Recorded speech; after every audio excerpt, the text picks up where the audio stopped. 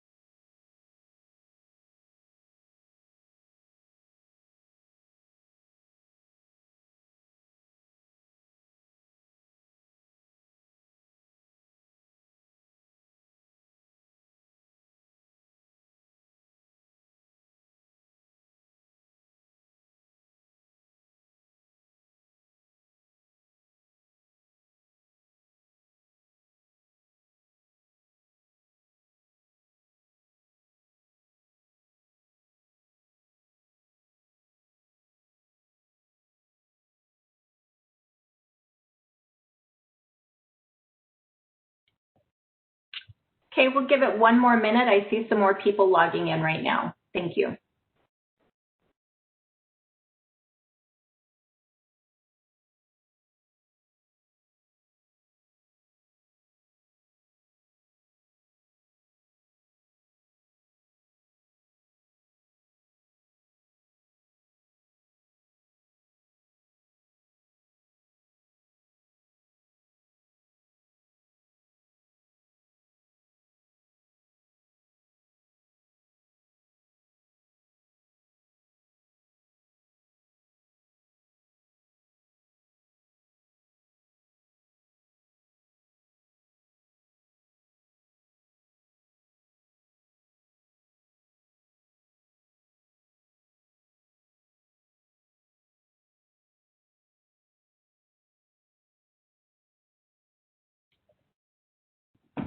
Okay, it's 6:03. I think we have a good attendance going on. I'm going to get started.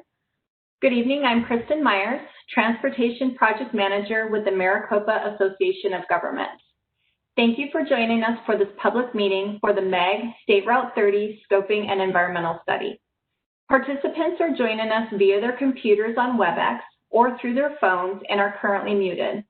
I'll describe the meeting format and how to participate in just a moment. But first, if you are having any technical issues right now, you may need to hang up or log off, then redial or reconnect. If that does not work, please contact WebEx Help at 866-229-3239. Again, that number is 866-229-3239. We're looking forward to your questions, and the team is ready to answer. After the presentation, we'll describe and display instructions for asking a question. Keep in mind that after this meeting, you can continue to ask questions or provide comments anytime through October 15th by visiting the study website at azmag.gov/SR30 Durango link. That's azmag.gov/SR30 DURANGOLINK.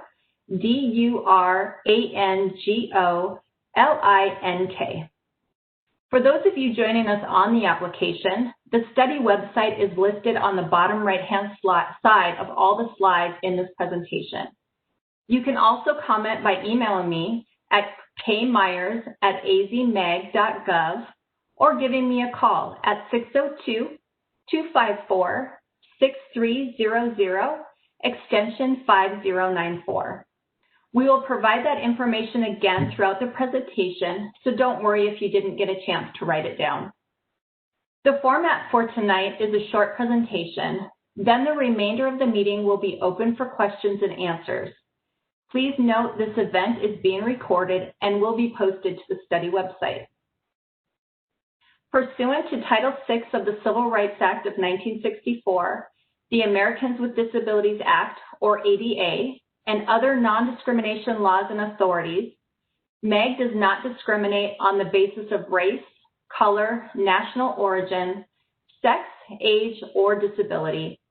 Persons that require a reasonable accommodation based on language or disability should contact me, Kristen Myers, at 602-254-6300, extension 5094, or kmyers@azmag.gov.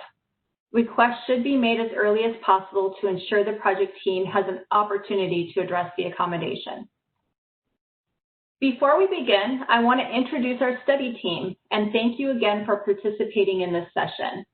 With me tonight is my co-presenter, Jeremy Newman, along with Brian Bombardier and Lou Maslick.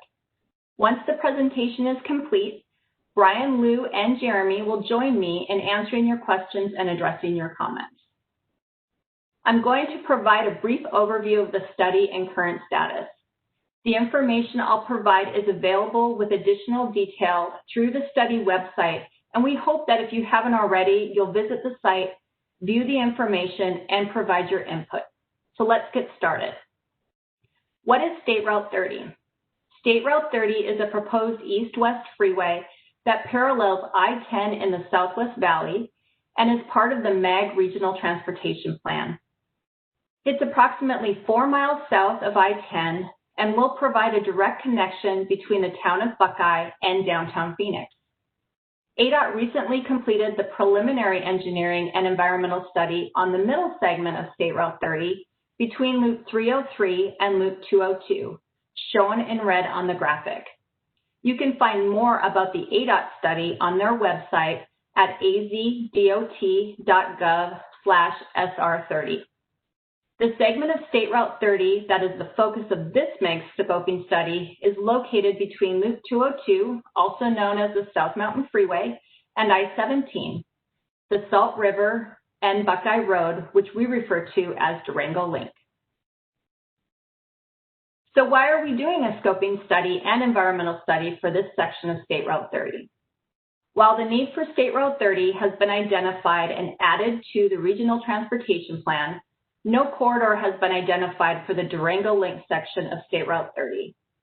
The purpose of this scoping study will be to develop and evaluate potential freeway corridors between the Loop 202 and I-17. The scoping study is using the National Environmental Policy Act process, also known as NEPA, documented with the Planning and Environmental Linkages, or PEL report, that considers environmental, community, and economic benefits and impacts. Once the scoping study is complete, the PEL will form the basis of any future engineering and NEPA environmental studies for this project. MAG hosted a public scoping meeting in the fall of 2019, which was the start of the study, to present study-related information. During this meeting and throughout a 30-day comment period, information about the study area was gathered from stakeholders. The information and comments received were documented in the Existing and Future Conditions Report, which is published on the MAG website. The information documented in the Existing and Future Conditions Report was then used to identify proposed corridors for State Route 30, which is what we are presenting today. Once identified, these corridors were evaluated based on engineering, environmental, performance, and implementation criteria using the information in the Existing and Future Conditions Report. After the end of the public comment period for this phase of the study, and as a reminder that comment period closes October 15th, a recommended corridor for the Durango Link section of State Route 30 will be selected and the PEL will be finalized based on the criteria ratings and public comments. The recommended corridor and PEL will then be carried forward into future engineering and ultimately construction. I will now pass the presentation on to Jeremy Newman, who will go into more detail. Thank you, Kristen. As Kristen said, my name is Jeremy, and thank you again for participating in this session. As part of the environmental study, a range of reasonable options, as well as an option where this section of State Route 30 is not built, referred to as the no-build option, are considered. The no-build option is the baseline condition evaluated in an environmental study, but still assumes that all of the other funded transportation projects in and adjacent to the study area will be constructed. For example, city street projects, county projects, and state projects. By looking at the no-build option, the study team has a baseline against which social, environmental, and economic impacts are measured, and the need of the project is weighed against those impacts. In the no-build option, ADOT will still construct State Route 30 between Loop 303 and Loop 202 to the west of the Durango Link, and will reconstruct I-17 between the I-10, I-17 split interchange and the I-10, I-17 stack interchange to modernize and increase the capacity of I-17. Maricopa County is planning to widen Broadway Road to 2 lanes in each direction between 75th Avenue and 51st Avenue.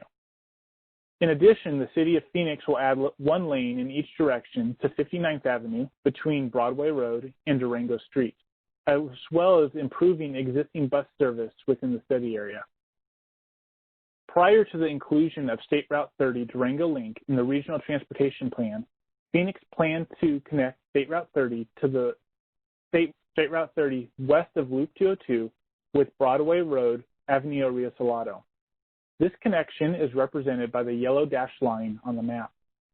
However, the Avenida Rio Salado connection with State Route 30 is no longer part of Phoenix's transportation master plan because the proposed State Route 30 Durango Link accomplishes the same function.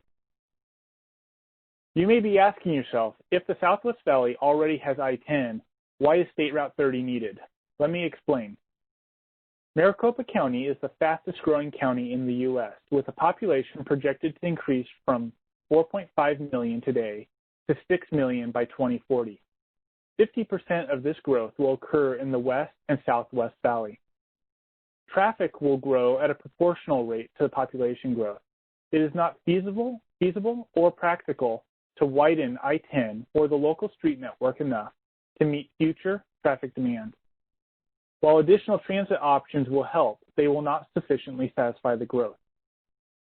I-10 also is already a heavily congested freeway, and if we do nothing, it will only get worse by 2040.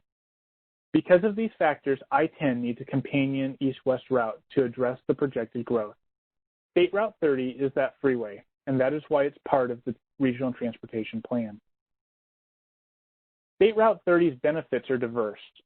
In the event that I-10 is closed or restricted, SR 30 would provide an alternate route and provide additional capacity during the morning and afternoon rush hours.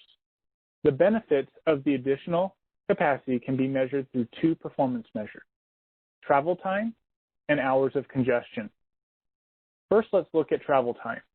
Between Loop 202, indicated as point A on the map, and I-17, indicated as point B, the average 2040 rush hour travel time will be reduced from 24 minutes without SR 30, using the current freeway and arterial system, to 18 minutes with the proposed SR 30 Durango Link, representing a 25% or 6-minute time savings over the 5.5-mile distance.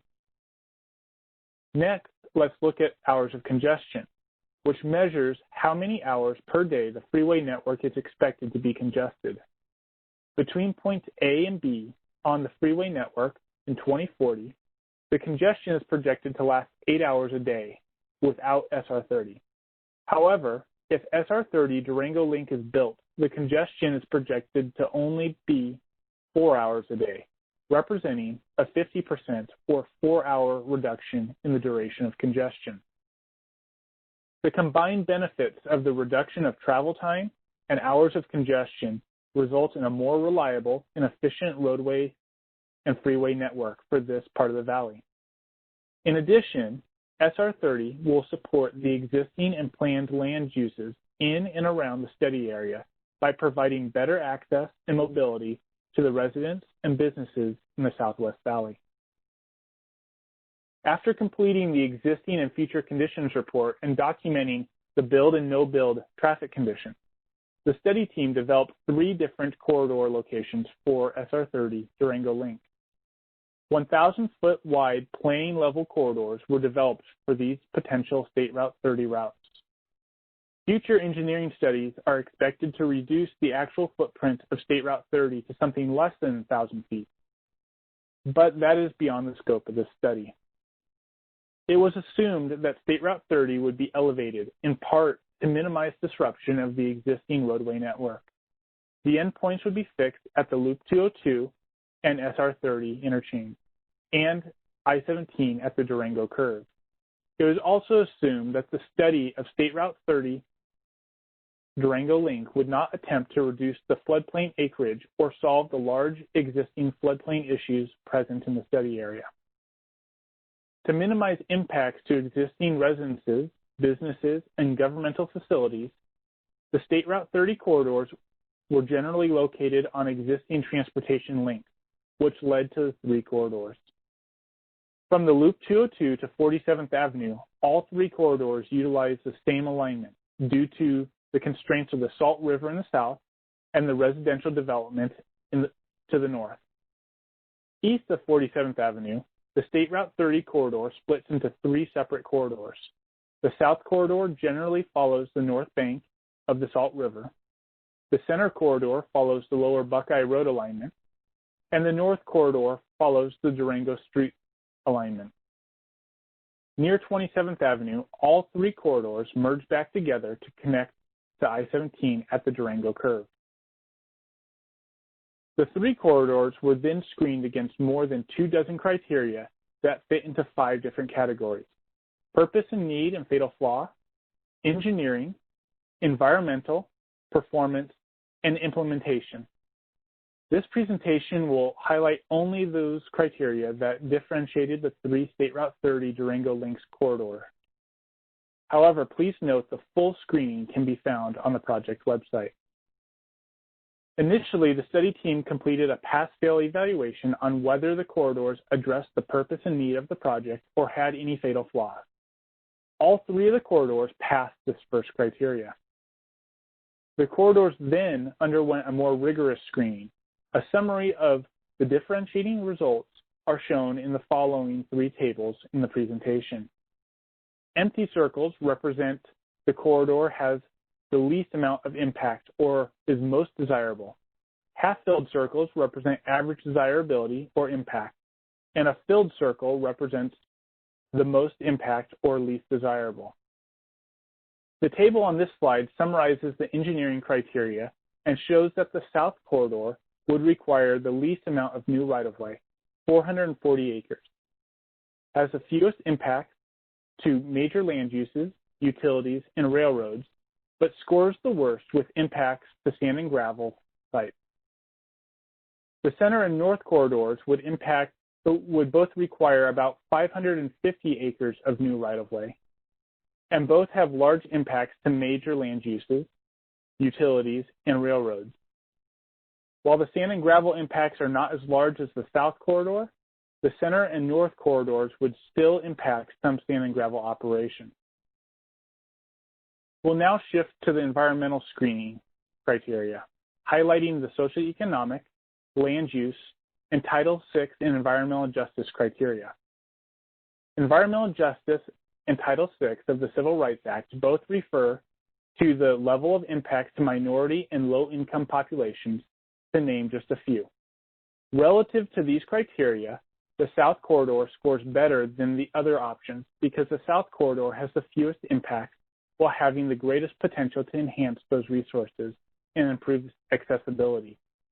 In contrast, the North Corridor scores the worst because while it improves the accessibility for the study area, it has the largest potential to impact the Title VI and environmental justice neighborhoods, governmental facilities, and commercial and industrial land uses. The center corridor falls between the south and north corridors in terms of environmental impacts in the study area. Next, we'll look at performance criteria or screening. The South Corridor scored the highest because it provides convenient access to residential communities and businesses on both the north and south sides of the Salt River. The center and north corridors are located on major arterials, and while the arterials would remain as one-way frontage roads along SR 30, the capacity of these arterials would be reduced. For freight, the center corridor aligns with the lower Buckeye Road, which has been identified as a significant local freight roadway. The north corridor displaces the largest number of businesses, which will negatively impact freight mobility. The last category of criteria is implementation factors. The first is public support, which is the primary reason we are holding this public meeting to gauge the level of support for each corridor. The entire State Route 30 corridor from the town of Buckeye to downtown Phoenix is being planned to include a future parallel high-capacity transit facility. The south corridor's geometry best accommodates the transit corridor, whereas the north corridor would have the greatest difficulty accommodating the transit corridor due to its curvature. Because the south and center corridors impact more sand and gravel sites, they scored poorly for constructability and settlement issues. However, the north corridor also impacts some sand and gravel sites, so it scored only slightly higher than the other corridors. The cost criterion includes only construction costs and does not include right-of-way and relocation costs. Only cost differentials are being shown for each of the corridors. The south corridor has the lowest construction cost, and the center corridor has the highest construction cost. The north corridor cost falls between the south and center. Once a recommended corridor is selected, the study team will work to develop a more refined planning level cost estimate that will include right-of-way and flood mitigations so that the project can be properly programmed and funded in the Regional Transportation Plan. This concludes the presentation. As a reminder, you can review this information in more detail by visiting the study website at azmag.gov/SR30 Durango link. Now we'll start with the question and answer portion of this meeting. I'll turn it back over to Kristen to review how to ask a question on this online format. Thank you, Jeremy. Now we'll begin the question and answer portion of the meeting. For those of you using WebEx through your internet browser, go to More Options, displayed as 3 dots on your menu at the bottom of your screen, and then select Raise Hand. If you're using WebEx through your smartphone, select Raise Hand on the bottom right of the participant list. If you're using the WebEx computer application, open the participant panel from the menu at the bottom of your screen, the head and shoulders of a person with 3 lines. Then click on the hand icon. When you're done speaking, click lower hand or click the hand icon again. All of these WebEx instructions are shown on your screen. If you are joining by phone, press *3 if you'd like to ask a question or make a comment. This gives us a hand raised signal, and when it's your turn to speak, we'll call on you and your line will be unmuted. When you finish speaking, press *3 again to remove the hand raised signal. If you have joined us using one of the WebEx applications, you may choose to submit your question or comment in writing using the WebEx Q&A feature. These instructions are displayed on the screen. Remember, if you are joining by phone, press *3 if you'd like to ask a question or make a comment. This gives us a hand raised signal, and when it's your turn to speak, we'll call on you and your line will be unmuted. When you finish speaking, press *3 again to remove the hand raised signal. And a reminder, if you're having technical issues, please contact WebEx Help at 866-229-3239. Haley Estelle with MEG is managing the questions queue. Haley, are we ready? Good evening, Kristen. Thank you. I do see that we have a caller that has their hand raised. Randall Smith, I see that you have your hand raised. I'm going to go ahead and unmute your line. When I do that, you will be live with the panel. I'm going to go ahead and unmute you now. Thank you, Haley. First off, I want to say that I appreciate everyone who's here in this meeting today, giving all this information, all the research and development. Randy, I'm going to pause you for just a moment. I apologize, sir. It sounds like we're getting some feedback on your line. Can you double check your connection and make sure that your headset is plugged in all the way?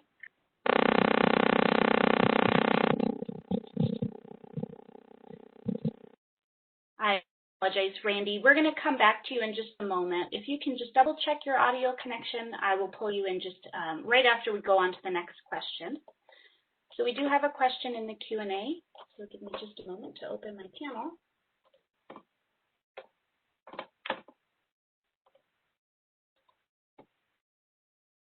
The question is from Daniel. Daniel says, what are the proposed interchanges along this link? Thank you, Daniel. I appreciate your question. I'm going to turn this over to Brian Bombardier to help answer that question. Thanks, Kristen. You know, at this level of study with the 1,000-foot corridors, those aren't necessarily established or even decided at this level of planning. However, you know, there's certain assumptions that could be made, particularly where you know, we know the north-south are major mile arterials out there, especially the ones that cross the river, would make sense to have interchanges. And so while it's not been decided, I think, you know, looking at some of those major arterials would probably give you some indication where they likely could be. But that is something that would be finalized at the next level of planning. Great.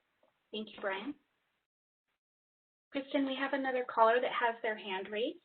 Raphael, I see that you have your hand raised. I'm going to go ahead and unmute your line, and when I do that, you'll be live with our panelists. I am unmuting you now.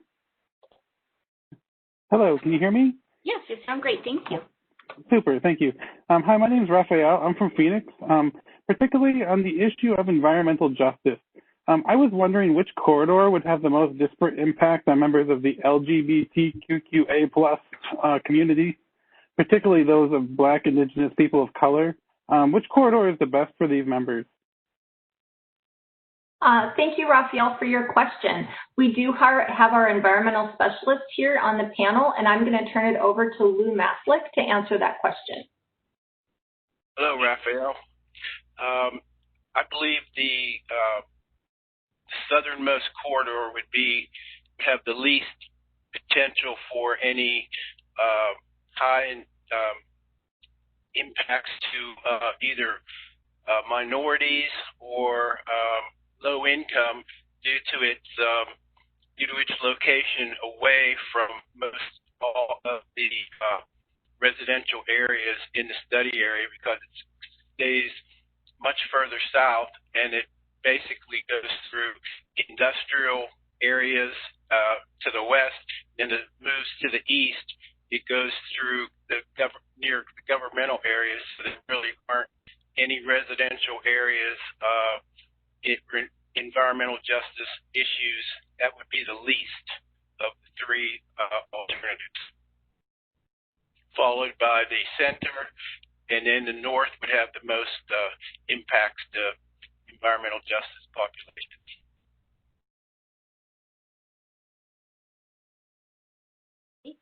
Thank you. Raphael, if you could lower your hand, that would be great. If you have another question, I just ask that you lower your hand and re-raise that. That will put you back in the queue. At this time, Kristen, we don't have any other questions that are in the queue from our participants, but I've got some questions for you if you're open to that. Can you talk to us about where we can find more detailed maps of the corridor options? Thank you, Haley. Yes, you can find a detailed map and evaluation of the corridor options on the study website at azmag.gov/SR30 Durango link. Great, thank you. It looks like Randall's back online. I'm going to go ahead and try this again, Randall. I know that we're having some technical issues there. I'm going to go ahead and unmute your line. When I do that, you'll be live with the panelists. Randall? Randy, are you there? Can you hear us? Okay, it sounds like we're still having some connection issues there, Randall. Welcome to use the Q&A feature to submit your questions as well. Kristen, we've got a call-in user that has a question. Caller, I see that you have your hand raised virtually. I'm going to go ahead and unmute your line. When I do that, you're going to get feedback on your phone that your line's been unmuted and you'll be live with our panelists. So I'm going to go ahead and unmute you now. Caller, you're unmuted. Hello. My question was, do you have a deadline date for the completion of this corridor study? Thank you for your question. Yes, we do have a deadline date. We're looking at December of 2021, so a little over a year is what our schedule is. We're hopeful to get done with the study prior to that, but right now that's what we're anticipating. However, this will conclude the scoping study. There's no additional funding for further design or construction of this section of State Route 30. Thank you. Caller, if you have another question, I ask that you please just lower your hand and re-raise that. Otherwise, if you can press *3 to lower your hand, that would be great. At this time, Kristen, it looks like our queue is empty, so I have some more questions for you. I'll go ahead and ask those now. What happens after a recommended corridor is identified through this study? So MAG will use the data from this study to update the regional transportation plan, and should a build alternative be selected, we will try to identify funding for that. If funded, the corridor would then advance into the next phase of engineering and environmental permitting, and ultimately right-of-way acquisition and construction. These subsequent steps would take many years or even potentially decades to complete. Okay. As a reminder to folks who are joining us over the phone, if you press *3, that's raising your hand. You're welcome to address our panel this evening. Kristen, how would a property owner know if their property is impacted? So at this level of planning, we can't say for sure which properties would be impacted or by how much. All we can conclude at this time is that if your property falls within the 1,000-foot corridors, there is a possibility that your property could be impacted. This corridor would need to complete the next phase of the engineering and environmental process in order to determine actual property impacts. It is not known when this next phase might occur. Okay, thanks, Kristen. It looks like Randall has submitted his questions through Q&A. So Randall, I appreciate your patience this evening. I'll go ahead and read the questions that you've got. Randall says, I apologize for the technical difficulties. I drive the Durango Link daily as a commuter and am very excited for this SR30 project. My main concern is that for Kay's Diner on 43rd and Lower Buckeye, does the Southern Corridor evade the need to claim the property they are located on? Thank you, Randall. I appreciate the question and glad you were able to submit that online. As I had noted just previously, this is a high-level planning study, and we can't say for sure what properties will be impacted, and it is not known, at this time that level of detail. But the corridor would need to complete the next phase of the environmental and engineering process in order to get to that level of detail, and it is not known at this time when that next phase will occur. I'd like to follow up on that a little bit. Jeremy, correct me if I'm wrong, but this particular intersection he's referring to is quite a ways away, I believe, from any of our three corridors. Is that right? 43rd and Lower Buckeye he's asking about? I think that's almost a mile north.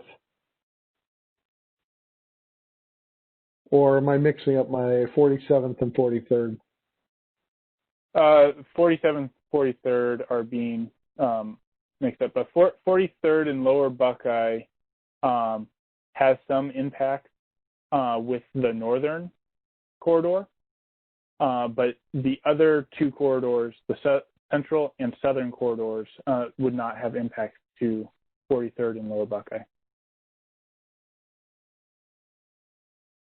But like Kristen said, at this level, it's just the corridor shape, 1,000-foot wide corridor shape. It's just plain level, and If it's within that shape, there's a potential that there could be an impact, but it's not for sure, and it won't be known until that future engineering and environmental study.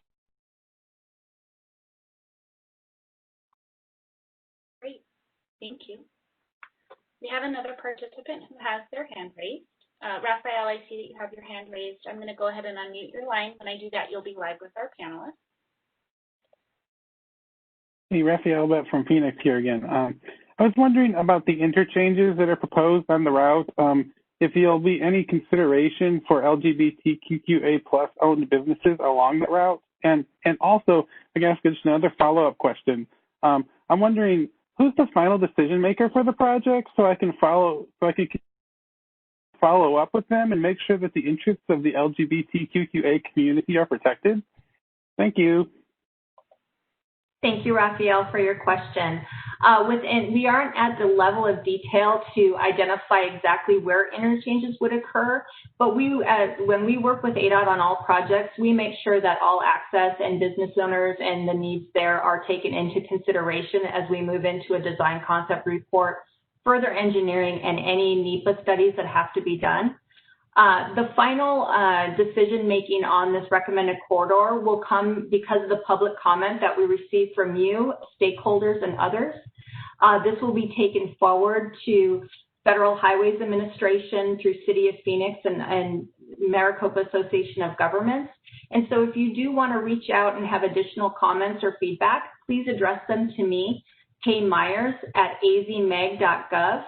Or you can reach me on my phone, 602-253-254-6300, extension 5094. Thank you for your question. Thank you, Kristen. And Raphael, just as a reminder, if you could lower your hand, thank you very much. So with that, we don't have anybody in the queue. As a reminder to those of you who've joined over the phone, if you press *3, that gives us the hand raised signal, and we can unmute your line for you if you have a question for us. Let's see, Kristen, can you talk to us a little bit about the Salt River and let us know if with the South Corridor option, are there any impacts to the Salt River? So thanks, Haley. The South Corridor is envisioned to be located roughly around the north bank of the Salt River. So we do not anticipate any substantial impacts to the river. However, any impacts to the river are expected to be minimal. Thank you, Kristen. Can you talk to us about why MAG is leading the study and not ADOT? Sure, great question. As the municipal planning organization for the greater Phoenix area, MAG is the agency that has the federal mandate for transportation planning in the region. Should a build alternative be selected, any subsequent steps to develop this corridor, be it engineering, environmental permitting, and construction, would all be managed by ADOT. Great. Thanks, Kristen. Can you tell us who's responsible for funding if the project is built and how that would be paid for? At this point, the corridor is not funded and would only be speculation on how it could be funded. Historically, most major freeway projects in the Phoenix area have been built using a combination of local and federal funds, with local funds being collected through a half-cent sales tax in Maricopa County. This half-cent sales tax is currently set to expire in 2025, but efforts are underway to extend or replace it with another local funding source going forward. So you can refer to our website at ourmomentumplan.com for more information on the extension of this half-cent sales tax. Great information. Thank you, Kristen. It looks like Raphael has a follow-up question. So Raphael, I think you know the drill by now. I'm going to go ahead and unmute your line. When I do that, you're live with our panel. Hey, I'm just wondering, so for the Salt River on the South Basin there, have you guys conducted any environmental studies to see how that's going to affect the fish? Thank you, Raphael. I appreciate that question. That is not at the level of this scoping study. The environmental study at this stage is very high level. When the funding if it becomes available to go into final design, engineering, and environmental permitting, All of those things would be addressed through the formal NEPA process, and the Salt River, any impacts of the Salt River would be taken into consideration. I'd like to add something to that, Kristen. Also understand that the South Corridor, again, being on the north bank of the river, we are not in the river. And so even during major flow events, the freeway would not be impacting the flow of that water and therefore any of the wildlife habitat that may exist. So while Kristen is right, subsequent studies will go through the necessary environmental permitting to prove that. That is the vision of that corridor so that we would avoid those impacts to the absolute extent possible.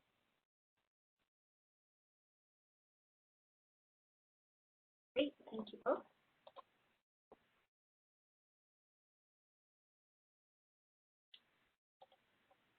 So with that, it looks like we don't have anybody in the queue now, but I do have some more questions for you, Kristen. So I'll run through. Thanks, Haley. Yeah, of course. We're prepared for this, right? So can you answer the question of when the western portion of SR30 will be done through Buckeye? Sure. This segment of State Route 30 between SR 85 and the Loop 303 through Buckeye has only had a very preliminary planning work done to date. Formal planning, engineering, and environmental studies will need to be completed to establish the actual route so that it can be funded and built should a build alternative eventually be selected. It could be many years or even decades before that section of State Route 30 would be constructed. Great, thank you. As a reminder to attendees who've joined over the phone, you can press *3 to raise your hand. For those of you who joined through one of the WebEx applications, you may also raise your hand or submit a question through the Q&A. So we've talked about the western portion and the eastern portion. Kristen, can you talk to us about the center portion of SR30 between the Loop 303 and Loop 202? Sure, Haley, thanks. So at this time, funding for construction for State Route 30 from the Loop 303 to the Loop 202 does not exist. However, right-of-way acquisition and large utility relocations is funded and is underway now. Should funding be secured for construction, it is possible that this segment of State Route 30 could be built around before 2030. Great, thank you.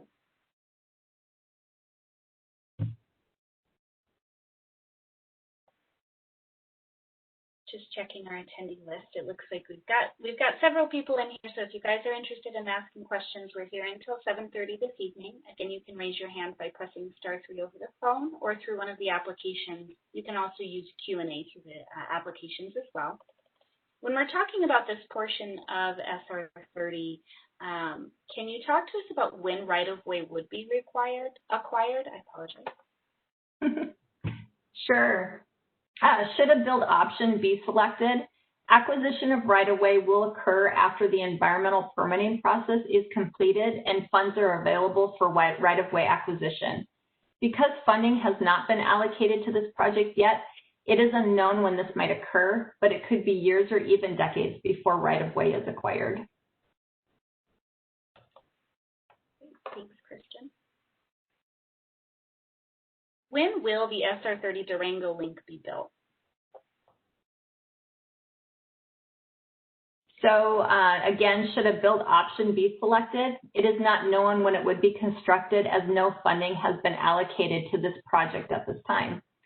Because funding has not been allocated, it could be years or even decades, again, just like I stated before with right-of-way, before this project would be constructed. Great, thank you. When will the next round of public outreach occur for SR30 Durango Link? So the next phase of this corridor includes detailed engineering and environmental studies, and that phase will hold public meetings. However, because those studies are not funded or programmed at this time, there is no anticipated date for the next round of public outreach. Thank you, Kristen. Can you tell us what the difference is between a proposed and potential route shown on slide 3? Sure. So to go back to slide 3, proposed corridors have been through environmental permitting process and are cleared and are awaiting funds to be built. Proposed corridors, however, have a high probability of being built. Potential corridors still must go through the entire environmental process to permit them before they could be constructed. There is still a chance that potential corridors may never be built. Thank you. So those are all of the questions that I have for you. For those that are here until 7:30, so you're welcome to submit your questions in the Q&A or verbally by raising your hand. The instructions are still displayed on the screen for those of you over the web application. For those on the phone, 3 is key to touch to raise. We have a question submitted by Joy through the Q&A. So Joy says, is the best way to stay connected for any updates on the SR30 by signing up via email on the website? Hi, thank you, Joy. I appreciate the question. Yes, that is the best way. But yeah, so if you just submit your information and log in that way, we will continue to send you updates via email when we add things to the website.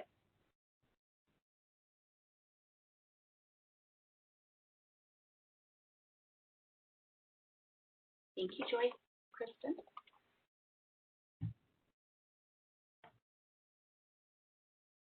Okay. At this time, it looks like people are kind of quieting down. We've gone through the questions we have here. Kristen, is there anything else that you'd like to talk about on the line?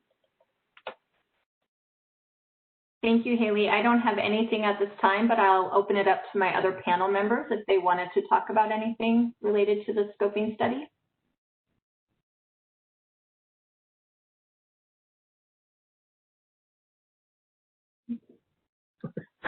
Don't have anything else, Kristen. I was going to say, for once, you're not talking too much. I don't have anything else either. Thank you. Thanks.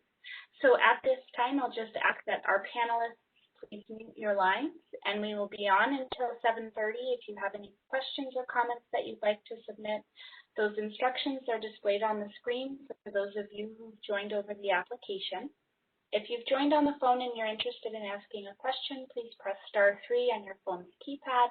That will give us the hand raise signal, and we will unmute your line at that time. Thank you.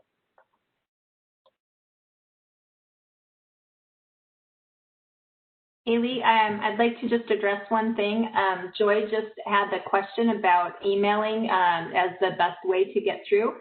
I just wanted to let her know that it worked. I just received her email with comments, and so it was right there on my phone. So thank you very much. Oh, great. Thank you.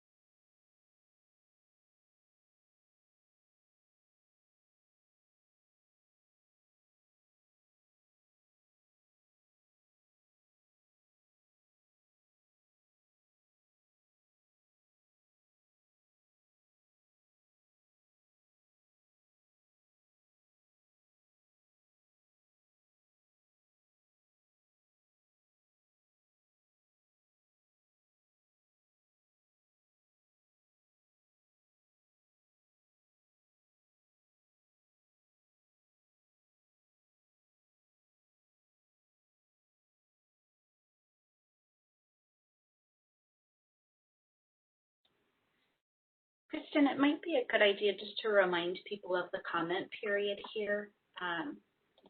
You want to cover that again, the deadline for submitting comments? Sure. We're currently in the middle of the comment period, and it does end on October 15th. So submit your comments either by giving me a phone call, 602-254-6300, extension 5094, via the project website at azmag.gov/SR30 Durango link, or also you can email me at kmyers@azmag.gov.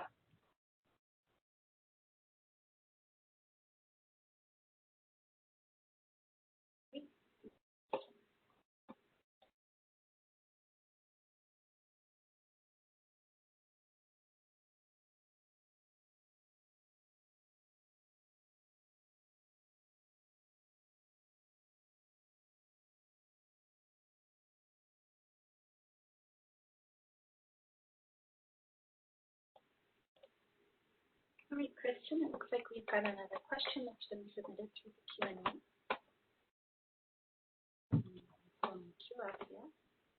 This question is from Audra. Audra says, how can people who have comments or ideas on other future transportation matters for the region provide feedback? Oh, Audra, that is a great question. Right now, we're in the middle of updating our regional transportation plan and looking at the future of Maricopa County and the region. And so if you do have additional thoughts on things that can move forward, we would love for you to send your comments through our website at ourmomentumplan.com. I'll spell that out quickly, ourmomentumplan.com. Thank you. Kristen, can you spell that for us one more time? I'll send it through the chat. Oh, that's wonderful. Okay.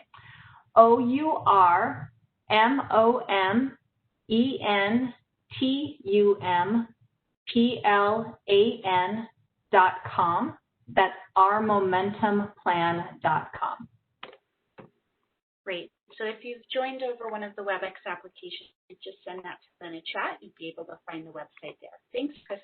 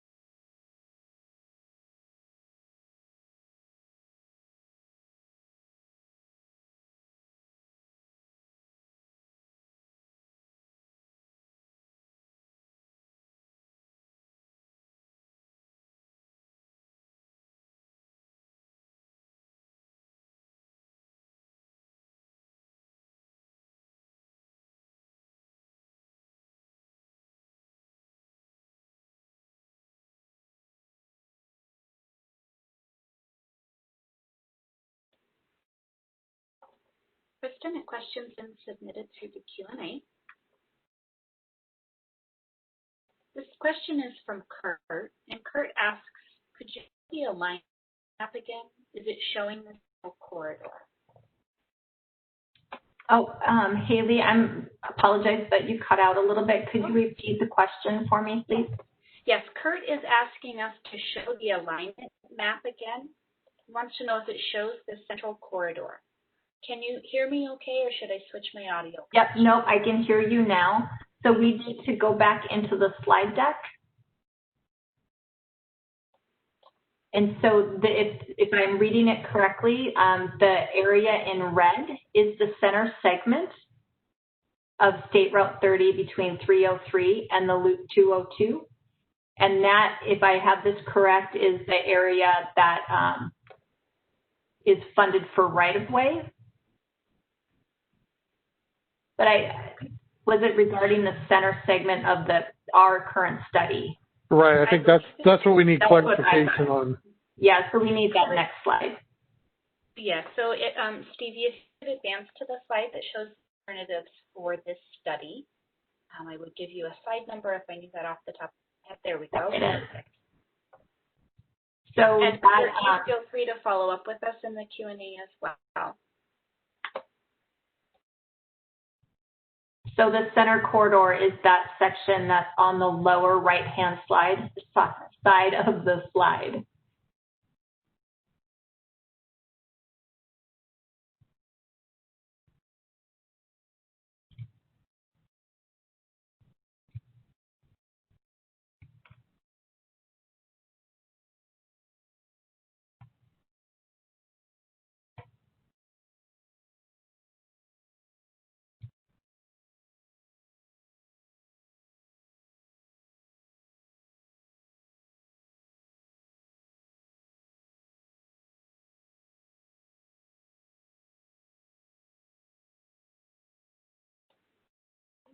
Thank you.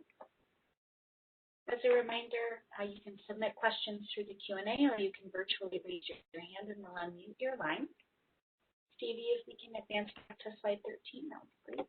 Thank you.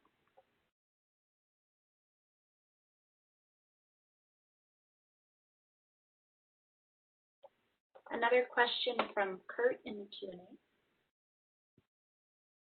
Kurt says, will the interchange at I-17 mean a complete reconstruction?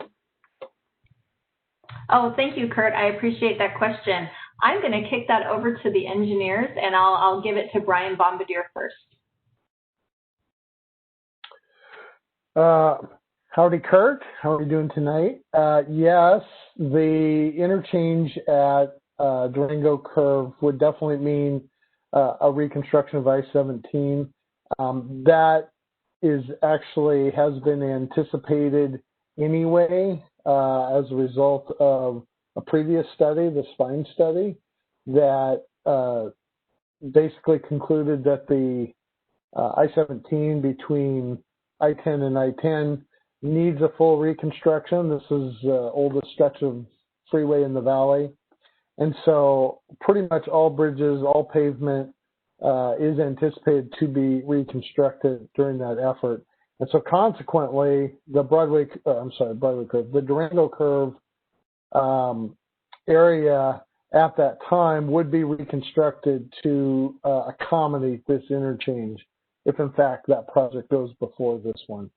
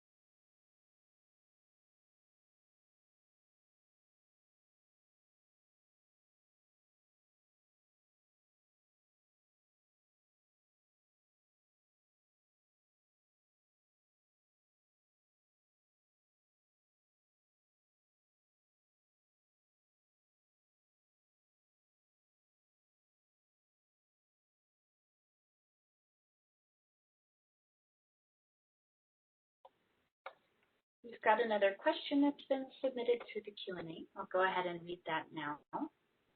Audra asks, why are studies like this done, and how does it inform future decisions?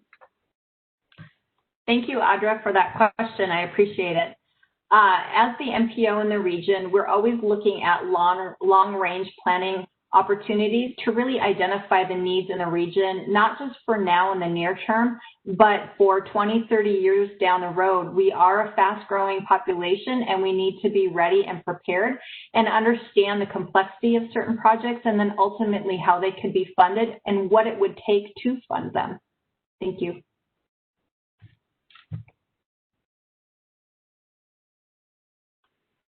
Thanks, Kristen.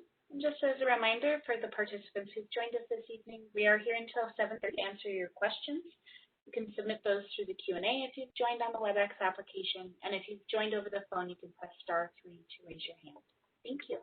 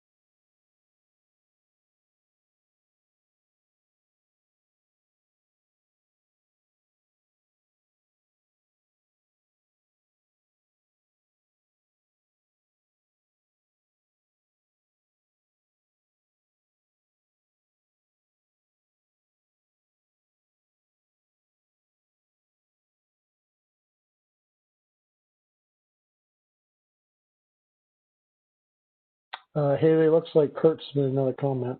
Yes, I see that. I was just hopping on. And Kurt, thank you for your comment again. So Kristen, Kurt has submitted a question through the Q&A. I will go ahead and read that aloud. Kurt says, why the central corridor? The fact sheet shows the south corridor to have more favorable responses to the criteria. Oh, thank you, Kurt, for your question. Actually, we're evaluating all 3 corridors and getting public comments on each one of those. None of them have been selected as a recommended. Right now, they're out for public comment. And so if you'd like to give us comments on the north, center, and south, or your recommendation on which one that you think rises to the top based on the information that we've provided, please let us know. You can again reach the study website at azmag.gov/SR30 Durango link.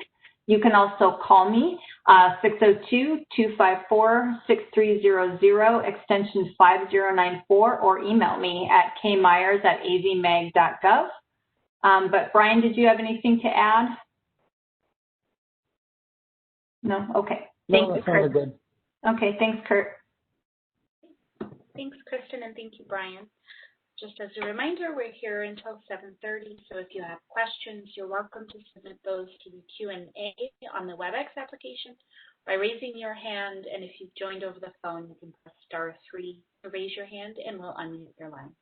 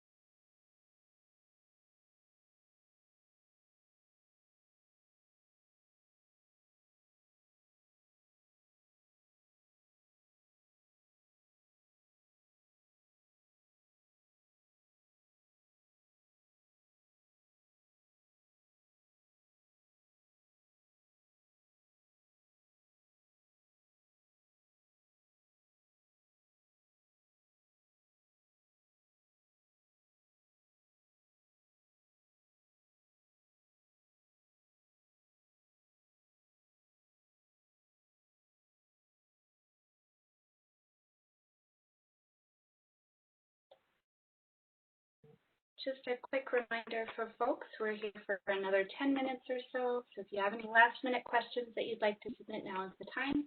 But as a reminder, we are accepting comments through October 15th. So there is still time to participate if you didn't get a chance to send something in this evening.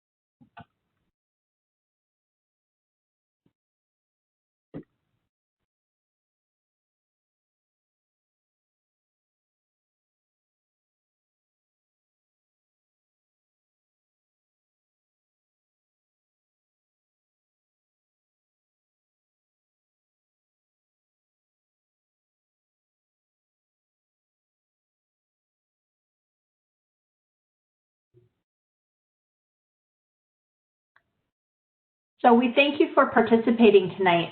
Your input is important, and we appreciate you taking time to learn more about the study and provide your feedback.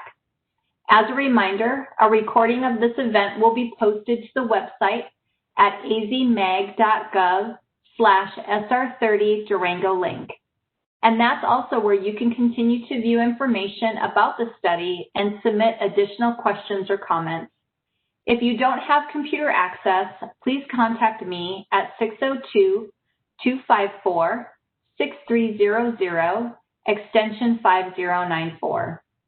As a reminder, comments are being accepted during the comment period between September 15th and October 15th of 2020 through the following options. You may email me, Kristen Myers, at kmyers@azmag.gov. You may call me at 602-254-6300, extension 5094. You may submit a comment through the online comment form on the study website at azmag.gov/SR30 Durango link. That's azmag.gov/SR30 DURANGOLINK. You can send your comment via United States Postal Service mail to 302 North First Avenue, Suite 200, attention State Route 30, Durango Link, Phoenix, Arizona, 85003. Thank you and good night.